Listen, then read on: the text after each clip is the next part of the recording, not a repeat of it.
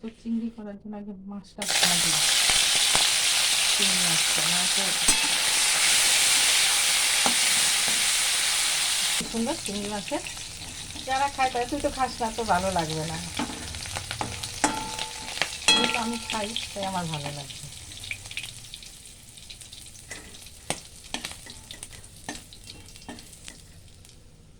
আর তেজপাতা কম দিয়ে দিলাম।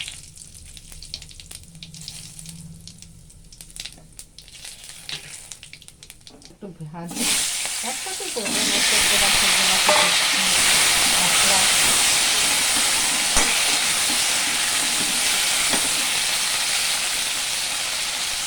পেঁয়াজটা না দিতে ভুলে গেছিলাম, তাই এখন দিয়ে দিলাম, দিয়ে ভাজা ভাজা হয়ে যাবে আলুটার সাথে একদম।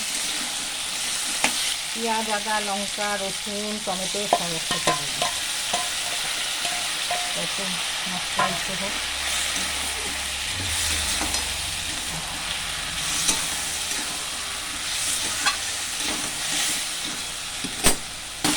ইঁচড়টা দিয়ে দিই, ইঁচড়টা একটু ভাজা ভাজা করে সেদ্ধ করে তো দিয়ে দিলাম।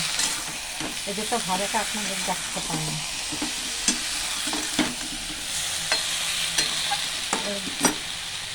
বাকি সব গুঁড়ো মশলা, জিরে, ধনে, লঙ্কা, সব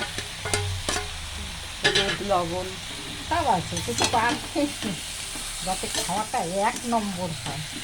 রান্নাতে 1 নম্বর হয়, খাওয়াটাও 1 নম্বর হয়, সবটাই 1 নম্বর। রান্নাটা তো ভালো না করলে খাওয়া কী করে ভালো হবে।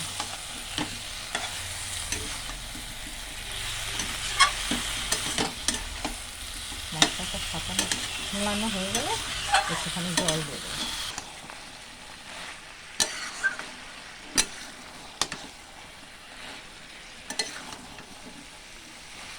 খুব সুন্দর গন্ধ হয়েছে। হ্যাঁ,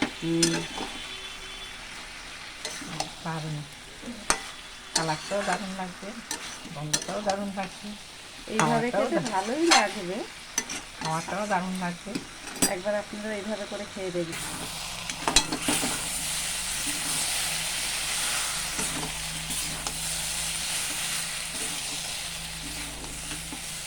জল দিয়ে দেবো, হ্যাঁ, ফাটানো হয়ে গেছে। আলু সেদ্ধ দেখি, আলু সেদ্ধ হয়ে গেছে, একটু জল দিয়ে দিই।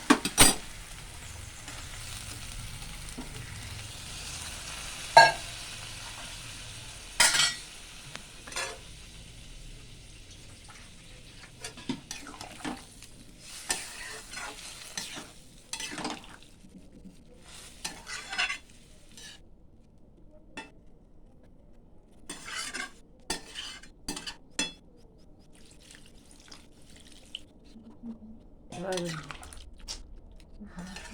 কখন ফেরত আসি, জল দিয়ে থাক, ফুটুক একটুখানি, আগে না ফুটলে মানে একটুখানি জলটা এসে হোক, সেদ্ধ হোক বাকিটা।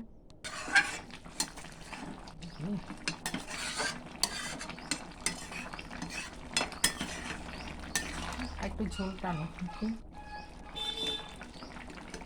আলু সিদ্ধ হয়ে গেছে।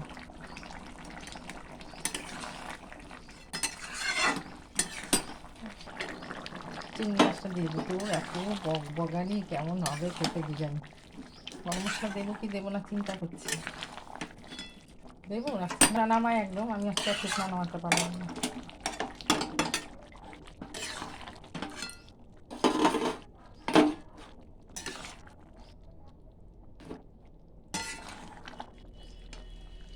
নামিয়ে দিলাম, বাবারে বাবা।